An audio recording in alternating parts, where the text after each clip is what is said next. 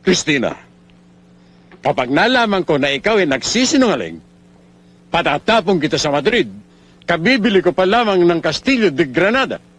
At doon pababartulina kita na kasama mo ang mga kalansay ng mga dating prinsesa na nangamatay na.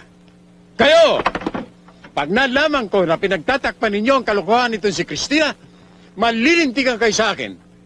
Ikaw, padadala ka sa Madrid. Dad, anong gagawin niya sa Madrid? Wala akong pakialam. Ikaw, 3 beses kita pa Sicilia Electrica. At ikaw, matanda ka, patatapong kita sa Uganda. Christina! Magbalik ka! Magbalik ka! Nakita mo na ang kabastusan na anak mo? May bisita. Umalis! Sir,